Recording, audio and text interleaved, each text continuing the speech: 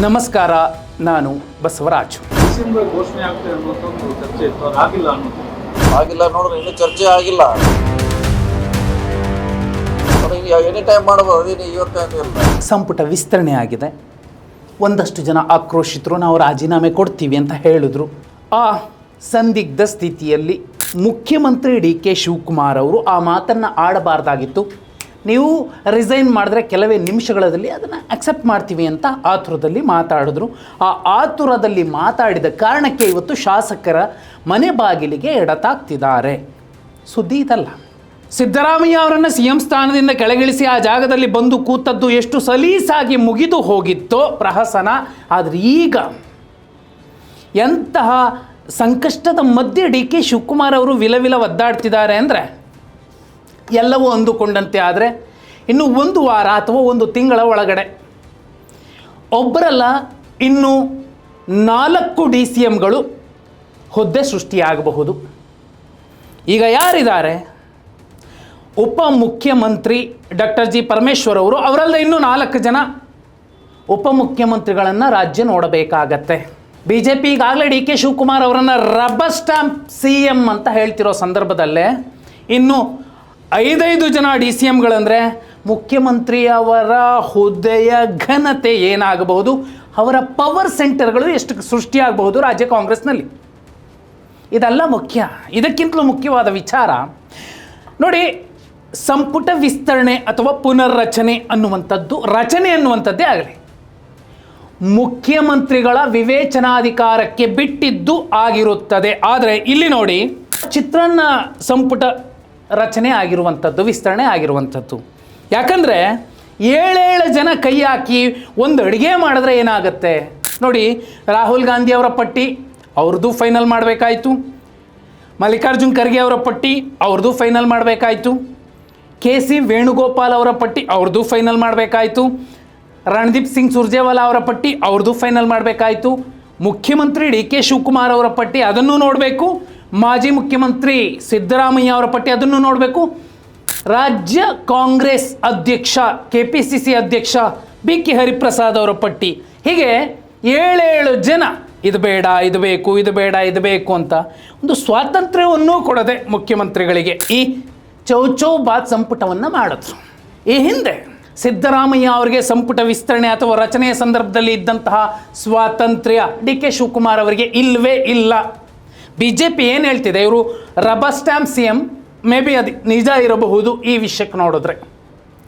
ಹೀಗೆ ಒಬ್ಬೊಬ್ಬರು ಒಂದೊಂದು ಪಟ್ಟಿಯನ್ನು ತಂದು ಮುಂದಿಟ್ಟರು, ಚೇಂಜ್ ಮಾಡಿಸ್ಕೊಂಡ್ರು. ಗಂಟೆಗೊಂದು ಸಲ, ನಿಮಿಷಕ್ಕೊಂದು ಸಲ ಬದಲಾಗ್ತಾ ಹೋಯಿತು. ಅದು ಎಷ್ಟರ ಮಟ್ಟಿಗೆ ಬದಲಾಯ್ತಾ ಹೋಯಿತು ಅಂದರೆ, ಇನ್ನೇನು ಪ್ರಮಾಣ ವಚನದ ಕೊನೆಯ ನಿಮಿಷ ಇಬ್ಬರು ಡ್ರಾಪ್ ಆದರು. ಒಬ್ಬರನ್ನು ಡ್ರಾಪ್ ಮಾಡಿ ಮತ್ತೊಬ್ಬರನ್ನು ತಂದರು. ಇನ್ನೊಂದು ಮಹಿಳಾ ಸಚಿವರ ಪ್ರಮಾಣ ವಚನದ ಒಂದು ಆಯ್ಕೆ ಏನಿತ್ತು ಅದನ್ನೇ ರದ್ದುಗೊಳಿಸಲಾಯಿತು. ಅದಕ್ಕೇನೋ ಟೆಕ್ನಿಕಲ್ ರೀಸನ್ಸನ್ನು ಕೊಟ್ಟರು. ಗಾಯತ್ರಿ ಶಾಂತೇಗೌಡರದ್ದು ಪ್ರಮಾಣ ವಚನ ಸ್ವೀಕಾರ ಆಗಲಿಲ್ಲ. ಏನೇನಾಗ್ತಿದೆ ಒಳಗೆ, ಏನೇನಾಯಿತು ನೋಡಿ. ವಿಧಾನ ಪರಿಷತ್ ಸದಸ್ಯರಾಗಿದ್ದವರು ಒಬ್ಬರು ಸಚಿವರಾದರು, ಅದು ಯತೀಂದ್ರ ಸಿದ್ದರಾಮಯ್ಯ. ಇನ್ನೂ ಒಂದು ಕುರುಬ ಸಮಾಜಕ್ಕೆ, ಅದರಲ್ಲೂ ವಿಧಾನ ಪರಿಷತ್ನವರಿಗೆ ಕೊಡೋದಾದರೆ, ಹೊರಗಡೆ ಯಾರಾದರೂ ಮಾತಾಡಿದ್ರೆ ಸಿದ್ದರಾಮಯ್ಯ ಅವರು ಜಾತಿ ವ್ಯಾಮೋಹಿ ಅನ್ನುವಂತಹ ಆರೋಪ ಮಾಡಬಹುದು. ಈ ಕಾರಣಕ್ಕೆ ಅವರು ಉತ್ತರ ಕರ್ನಾಟಕ ಭಾಗದ ಅದೇ ಕುರುಬ ಸಮಾಜಕ್ಕೆ ಸೇರಿದ ಬಸವರಾಜ ಶಿವಣ್ಣನವರ್ ಮಂತ್ರಿ ಆಗಬೇಕು ಅಂತ ಬಯಸಿದ್ರು. ಆದರೆ ಅದು ಚೌಚೌಬಾತ್ ಸಂದರ್ಭದಲ್ಲಿ ಅದು ಮಲ್ಲಿಕಾರ್ಜುನ್ ಖರ್ಗೆ ಅವ್ರ ಕಾರಣಕ್ಕೋ BK ಹರಿಪ್ರಸಾದ್ ಅವ್ರ ಕಾರಣಕ್ಕೋ ಪಾಪ ಇವ್ರದ್ದು ಆಗಿರಲಿಕ್ಕಿಲ್ಲ. ಈ 2 ಹೆಸರಲ್ಲ, KC ವೇಣುಗೋಪಾಲ್ ಅಥವಾ ರಣದೀಪ್ ಸಿಂಗ್ ಸುರ್ಜೇವಾಲಾ ಅಥವಾ ಡಿ ಕೆ ಶಿವಕುಮಾರ್ ಅವರ ಕಾರಣಕ್ಕೋ ಬಸವರಾಜ ಶಿವಣ್ಣರವರ ಹೆಸರನ್ನು ತೆಗೆದು ಅಲ್ಲಿಗೆ ಗಾಯತ್ರಿ ಶಾಂತೇಗೌಡರ ಹೆಸರನ್ನು ತಂದು ಪ್ರತಿಷ್ಠಾಪಿಸಿದ್ರು. ಸಿದ್ದರಾಮಯ್ಯ ಅವರು ಅದನ್ನು ಕೊನೆಗಳಿಗೆಯಲ್ಲಿ ಒಪ್ಪಲಿಲ್ಲ. ಅದು ಎಲ್ಲಿಗೋಯ್ತು ಅಂದರೆ, ಒಂದು ವೇಳೆ ಅವರ ಪ್ರಮಾಣ ವಚನ ಸ್ವೀಕಾರ ಆದರೆ ಯತೀಂದ್ರ ಸಿದ್ದರಾಮಯ್ಯ ಅವರು ತಮ್ಮ ಸಚಿವ ಸ್ಥಾನಕ್ಕೆ ರಾಜೀನಾಮೆ ಕೊಡಿಸ್ತಾರೆ ಸಿದ್ದರಾಮಯ್ಯ ಅನ್ನುವಂತಹ ಬಾಂಬ್ ಸಿಡೀತು. ಆ ಕಾರಣಕ್ಕೋಸ್ಕರನೇ ಗಾಯತ್ರಿ ಶಾಂತೇಗೌಡರ ಪ್ರಮಾಣ ವಚನ ಸ್ವೀಕಾರ ಕಾರ್ಯಕ್ರಮ ಆಗಲಿಲ್ಲ. ಒಂದು ಸ್ಥಾನವನ್ನು ಉಳಿಸ್ಕೊಂಡ್ರು. ಇದಕ್ಕಿಂತಲೂ ಇಂಪಾರ್ಟೆಂಟ್ ಅಂದರೆ, ಈಗೇನು ಸಿದ್ದರಾಮಯ್ಯ ಅವರ ಕಾರಣಕ್ಕೆ ಸಂಪುಟ ಸರ್ಜರಿ ಆಗೇ ಆಗತ್ತೆ ಅನ್ನೋದೇನಿದೆ, ಮಿನಿ ಸರ್ಜರಿ, 2, 3, 4 ಜನನೋ ರಿಸೈನ್ ಮಾಡ್ತಾರೆ. ಆ ಜಾಗಕ್ಕೆ ಯಾರೆಲ್ಲ ಅತೃಪ್ತ ಹಿರಿಯರಿದ್ದಾರೆ, ಕೃಷ್ಣಪ್ಪ ಅವರವರು, ಎಚ್ ಕೆ ಪಾಟೀಲ್ ಇರಬಹುದು ಅಥವಾ ಅನ್ನಪೂರ್ಣ ತುಕಾರಾಮ್ ಸೇರಿದಂತೆ ಒಂದಷ್ಟು ಹೆಣ್ಣುಮಕ್ಕಳನ್ನು ಸಂಪುಟಕ್ಕೆ ತೆಗೆದುಕೊಳ್ಳುವಂತಹ ಪ್ರಯತ್ನಗಳೇನಾಗ್ತಿದ್ವಿ ಅದೇನೋ ಆದರೆ ಹಾಗೆ ಆಗುತ್ತೆ, ನೋ ಡೌಟ್. ಸಿದ್ದರಾಮಯ್ಯ ಅವರ ಮಹಾಮೌನಕ್ಕೆ ಹೈಕಮಾಂಡ್ ಸುಮ್ಮನೆ ಕೂರೋದಿಲ್ಲ, ಅದು ಕೂಡ ವಿಲ ಒದ್ದಾಡುತ್ತೆ. ಅವರನ್ನು ಮತ್ತೆ ಮಾತಾಡಿಸಬೇಕು. 2028 ವಿಧಾನಸಭಾ ಚುನಾವಣೆಯಲ್ಲಿ ಕಾಂಗ್ರೆಸ್ ಕನಿಷ್ಠ 100 ಸ್ಥಾನಗಳನ್ನಾದರೂ ಗೆಲ್ಲಬೇಕು ಅಂದರೆ ಸಿದ್ದರಾಮಯ್ಯ ಅವರು ಮಾತಾಡಬೇಕು. ಅಹಿಂದ ವರ್ಗಗಳನ್ನು ಮತ್ತೆ ಒಟ್ಟುಗೂಡಿಸ್ಬೇಕು. ಪ್ರತಿ ಸಲ ಅದು ವರ್ಕೌಟ್ ಆಗುತ್ತೆ, 140 ಗೆಲ್ತಾರೆ, ಸಾಧ್ಯ ಇಲ್ಲ, ವ್ಯತ್ಯಾಸಗಳಾಗತ್ತೆ. ಗಾಯತ್ರಿ ಶಾಂತೇಗೌಡರ ವಿಚಾರವಾಗಿ ಕುರುಬ ಸಮಾಜದಲ್ಲೇ ಇರುವಂತಹ ಆಕ್ರೋಶ ಸಿದ್ದರಾಮಯ್ಯ ಅವ್ರಿಗೆ ಏನಾಯಿತು, ಆ ಹೆಣ್ಮಗಳು ಕೊಡಿಸಿದ್ರೆ ಏನಾಗ್ತಿತ್ತು ಅನ್ನುವ ಚರ್ಚೆಗಳು, ನರೇಟಿವ್ಗಳು ಸೆಟ್ ಆಗಿರೋ ಸಂದರ್ಭದಲ್ಲಿ ಹಳ್ಳಿ ಹಕ್ಕಿ ವಿಶ್ವನಾಥ್ ಅವರು ಹೇಳಿದ್ರು, ಆ ಹೆಣ್ಣುಮಗಳಿಗೆ ಸಚಿವ ಸ್ಥಾನ ಕೊಡಿಸ್ಬಹುದಿತ್ತು, ಸಿದ್ದರಾಮಯ್ಯ ಕೊಡಿಸ್ಲಿಲ್ಲ ಅಂತ ಆರೋಪ ಮಾಡ್ತಿದ್ದಾರೆ. ತನ್ವೀರ್ ಸೇಠ್ ಅವರಿಗೆ ಅವಕಾಶ ಕೊಡಲಿಲ್ಲ, ಕೊಡಿಸ್ಬೇಕಿತ್ತು, ಸಿದ್ದರಾಮಯ್ಯ ಕೊಡಿಸಿಲ್ಲ ಅಂತ ಗಂಭೀರ ಆರೋಪ ಮಾಡ್ತಿದ್ದಾರೆ. ಇದರ ಮಧ್ಯೆ ನೋಡಿ 2028 ವಿಧಾನಸಭಾ ಚುನಾವಣೆಗೆ ವರ್ಕೌಟ್ ಮಾಡಿಕೊಳ್ಳಿಕ್ಕೆ ಡಿ ಕೆ ಶಿವಕುಮಾರ್ ಅವರು ಇನ್ನಿಬ್ಬರನ್ನು DCM ಮಾಡ್ಕೊಳ್ಳೋಣ ಅಂದರು. ಒಂದು ಸತೀಶ್ ಜಾರಕಿಹೊಳಿ, ಮತ್ತೊಬ್ಬರು MB ಪಾಟೀಲ್. ವಿಡಿಯೋದ ಆರಂಭಕ್ಕೂ ಮುನ್ನ ನೀವು ನೋಡಿದ್ರಿ, ಸತೀಶ್ ಜಾರಕಿಹೊಳಿ ಅವರು ಮಾತಾಡಿದ್ರು, ಯಾವಾಗ ಬೇಕಾದರೂ DCM ಹುದ್ದೆ ಘೋಷಣೆ ಆಗಬಹುದು, ಯಾಕಂದರೆ ಪ್ರಮಾಣವಚನ ಸ್ವೀಕಾರ ಆಗಿದೆ, ಖಾತೆ ಹಂಚೋ ಅಗತ್ಯ ಇಲ್ಲ, DCM ಹುದ್ದೆ DCM ಇವರು ಅಂತ ಘೋಷಣೆ ಆಗುತ್ತೆ ಅಷ್ಟೇ ಅನ್ನೋದನ್ನು ಹೇಳಿದರು. ಅದು ನಿಜ. ಸಿದ್ದರಾಮಯ್ಯ ಅವರು ಬಯಸಿದ್ದೇನು, ಡಾಕ್ಟರ್ ಜಿ ಪರಮೇಶ್ವರ್ ಅವರ ಮೌಲ್ಯ ತಗ್ಗುತ್ತೆ ಇನ್ನೂ ಇಬ್ಬರು ಹೆಚ್ಚುವರಿ ಮಾಡಿದ್ರೆ. ಒಂದು ವೇಳೆ ನೀವು ಮಾಡಲೇಬೇಕು ಅನ್ನೋದಾದರೆ ಲಿಂಗಾಯತರಿಗೊಂದು, ಅಲ್ಪಸಂಖ್ಯಾತರಿಗೊಂದು, ಹಿಂದುಳಿದವ್ರಿಗೊಂದು, ಮತ್ತು ಈಗ ಹೆಚ್ಚುವರಿಯಾಗಿ ಏನು ಸತೀಶ್ ಜಾರಕಿಹೊಳಿ ಅವರು ಕೊಡಬೇಕು ಅಂತಿದೆ ಅದೊಂದು STಗೊಂದು ಕೊಟ್ಬಿಡಿ, ದಲಿತ ಕೋಟಾದಲ್ಲಿ, ಅಥವಾ SC ಒಂದು ST ಒಂದು ಆಗುತ್ತೆ ಅಂತ ಬಯಸಿದ್ರು. ಅಷ್ಟೊಂದು ಹುದ್ದೆಗಳನ್ನು ಸೃಷ್ಟಿಸೋದು ಬೇಡ ಅಂತ ಡಿ ಕೆ ಶಿವಕುಮಾರ್ ಅವರು ಕೇವಲ ಇಬ್ಬರಿಗೆ ಅವಕಾಶ ಮಾಡಿಕೊಡಿ ಅಂತ ಕೇಳಿದ್ರು, ಆಗಲಿಲ್ಲ. ಹಾಗೆ ನೋಡಿದ್ರೆ ಸಾಮಾಜಿಕ ನ್ಯಾಯದ ತತ್ವದ ಅಡಿಯಲ್ಲಿ ಅಹಿಂದ ವರ್ಗಕ್ಕೆ ಮತ್ತು ಲಿಂಗಾಯತ ಎಲ್ರಿಗೂ ಕೂಡ ಅವಕಾಶ ಸಿಗುತ್ತೆ. ಅದೇ ಲೆಕ್ಕಾಚಾರಗಳೇ ನಡೆದ್ರೆ ಹಿಂದುಳಿದ ವರ್ಗದ ಕೋಟಾದಲ್ಲಿ ಕುರುಬರಿಗೆ DCM ಸ್ಥಾನ ಸಿಗೋದಿಲ್ಲ.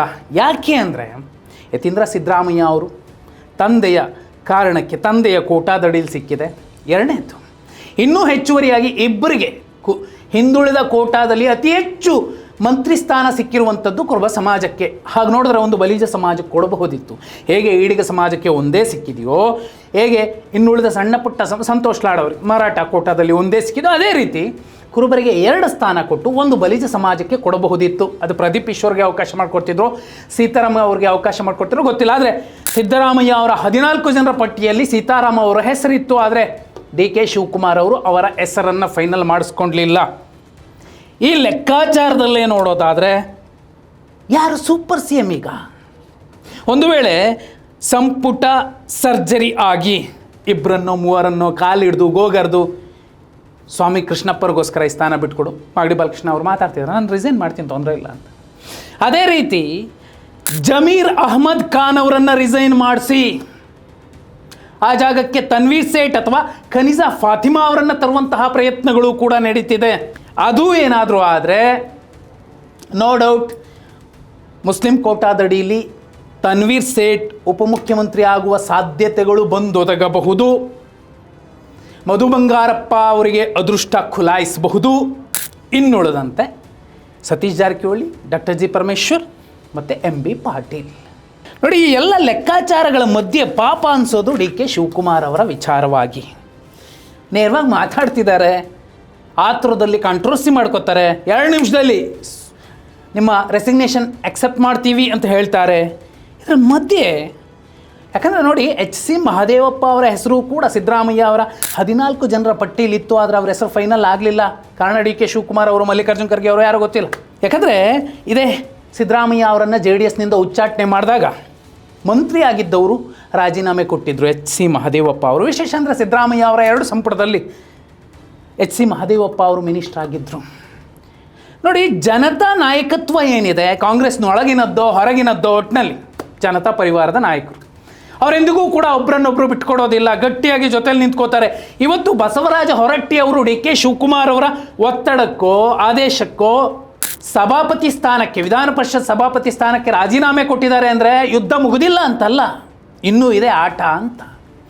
ಆದರೆ ಈ ಜನತಾ ನಾಯಕರ ಮಧ್ಯೆ ಮೂಲ ಕಾಂಗ್ರೆಸ್ಸಿಗರ ಪಾಠವನ್ನು ಆರಂಭಿಸಿ ನಮಗೆ ವ್ಯಕ್ತಿ ಪೂಜೆ ಬೇಡ ಪಕ್ಷ ಪೂಜೆ ಬೇಕು ಅಂತ ಬಯಸಿದಂತಹ ಡಿ ಕೆ ಶಿವಕುಮಾರ್ ಇವತ್ತು ಅಕ್ಷರಶಃ CM ಕುರ್ಚಿ ಮೇಲೆ ಕೂತಿದ್ದಾರೆ. ಅದು ಮುಳ್ಳಿನ ಕುರ್ಚಿಯಾಗಿದೆ. ವಿಲ ಒದ್ದಾಡ್ತಿರೋದಂತೂ ಸ್ಪಷ್ಟವಾಗಿ ಕಾಣಿಸುತ್ತೆ. ಸಿದ್ದರಾಮಯ್ಯ ಅವರ ಪಟ್ಟುಗಳ ಎದುರಲ್ಲಿ, ಯಾಕಂದರೆ ದೇವೇಗೌಡರನ್ನು ಆಟಾಡಿಸ್ಬೋದು ಡಿ ಕೆ ಶಿವಕುಮಾರ್, ಕುಮಾರಸ್ವಾಮಿ ಅವರನ್ನು ಆಟಾಡಿಸ್ಬೋದು ಡಿ ಕೆ ಶಿವಕುಮಾರ್, ಆದರೆ ಸಿದ್ದರಾಮಯ್ಯ ಅವರನ್ನು ಆಟಾಡಿಸೋದು ಅಥವಾ ಅವರನ್ನು ಕಟ್ಟಿ ಹಾಕುವಂಥದ್ದು ಸಾಧ್ಯವೇ ಇಲ್ಲ ಅನ್ನೋದು ಈಗ ಗೊತ್ತಾಗ್ತಿದೆ. ಸಲೀಸಾಗಿ ಅವರು ಅಧಿಕಾರ ಬಿಟ್ಟುಕೊಟ್ಟ ನಂತರ ಏನೇನೇನೆಲ್ಲ ಆಗಬಹುದು ಮುಂದೆ ಅನ್ನೋ ಅಂದಾಜು ಕೂಡ ಕೆಲವರಿಗೆ ಇರಲಿಲ್ಲ. ಡಿ ಕೆ ಶಿವಕುಮಾರ್ ಅವ್ರಿಗೆ ಇದ್ದಿರಬಹುದು, ಸುದೀರ್ಘ ರಾಜಕಾರಣದಲ್ಲಿ ಎಷ್ಟು ಜನ ನೋಡಿರ್ಬೋದು. ಆದರೆ ಅವರನ್ನು ಸಂತೈಸುವಂತಹ ಕೆಲಸಕ್ಕೆ ಈಗ ಮಿನಿ ಸರ್ಜರಿ ಆಗಲೇಬೇಕು, ಆಗುತ್ತೆ. ಒಂದು ವೇಳೆ DCMಗಳ ಆಯ್ಕೆ ಹುದ್ದೆ ಸೃಷ್ಟಿಸಿ ನೇಮಕ ಮಾಡೋದೇ ಆದರೆ ಇಬ್ಬರನ್ನಲ್ಲ ಇನ್ನು 4 ಜನರನ್ನು ಮಾಡಬೇಕಾಗತ್ತೆ. ಒಂದು ಲಿಂಗಾಯತ ಕೋಟ, ಒಂದು ST ಕೋಟ, ಒಂದು ಅಲ್ಪಸಂಖ್ಯಾತ ಕೋಟ, ಒಂದು ಹಿಂದುಳಿದ ಕೋಟ. ಆದರೆ ಈ ಹಿಂದುಳಿದ ಅಲ್ಪಸಂಖ್ಯಾತ ST ಕೋಟ ಎಲ್ಲ ಸೇರಿಸಿ ಅಹಿಂದ ಕೋಟ ಅನ್ನೋ ಹೆಸರಲ್ಲಿ ಸತೀಶ್ ಜಾರಕಿಹೊಳಿ ಅವರ ಹೆಸರನ್ನು ಮುನ್ನೆಲೆಗೆ ತರ್ತಿರುವಂತಹ DK ಬಣ ಅಥವಾ ಹೈಕಮಾಂಡ್ ಅಲ್ಪಸಂಖ್ಯಾತರು ಒಪ್ಕೊಳ್ಳೋದಿಲ್ಲ. ಅಲ್ಪಸಂಖ್ಯಾತರು ತಮ್ಮವರಲ್ಲದ ನಾಯಕರು ಯಾರಾದರೂ ಒಬ್ಬರು ನಾಯಕರು ನಮ್ಮವರು ಅಂತ ಒಪ್ಪೋದಾದ ಸಿದ್ದರಾಮಯ್ಯ ಅವ್ರು ಮಾತ್ರ. ಸಿದ್ದರಾಮಯ್ಯ ಸಾಹೇಬರು ಭಾಳ ನಮ್ಮ ರಾಜ್ಯಕ್ಕೆ ಅವ್ರು ಇರೋರು ಕೂಡ ನಾವು ಮುಖ್ಯಮಂತ್ರಿ ಅಂತ ಹೇಳ್ತಾರೆ. ಇವತ್ತು ಅದೇ ನಿಲುವಿದೆ. ಅವ್ರನ್ನ ಬಿಟ್ಟು ಯಾವುದೂ ಮಾಡೋದಿಲ್ಲ. ಯಾಕಂದರೆ ಅವ್ರಿಗೆ ಸ್ವಲ್ಪ ಏನೋ ಅನಾನುಕೂಲ ಆಗಿದೆ ಅಂತಲೇ ನಮ್ಮ ಪಾರ್ಟಿ ಹೈಕಮಾಂಡ್ ಮೇಲೆಲ್ಲ ಮತ್ತು ನಮ್ಮ ಮುಖ್ಯಮಂತ್ರಿ ಮೇಲೆಲ್ಲ ನಮ್ಮ ಸಂಪುಟದ ಸಚಿವರ ಮೇಲೆ ಯಾರ ಮೇಲಿಲ್ಲ. ಹಿಂದುಳಿದವರು ಕೂಡ ಬಹುಪಾಲು ಬೇರೆ ಬೇರೆ ಸಮಾಜಗಳು, ಅದು ಕುರುಬ, ಈಡಿಗ, ನೇಕಾರ, ತುಂಬ ಉಪ್ಪಾರ, ನಮ್ಮ ನಾಯಕ ಅಂತ ಒಪ್ಪಬಹುದಾದರೆ ತಮ್ಮ ಸಮುದಾಯದವರು ಅಲ್ಲದವರನ್ನು ಅದು ಸಿದ್ದರಾಮಯ್ಯ ಅವರನ್ನು ಮಾತ್ರ ಒಪ್ತಾರೆ.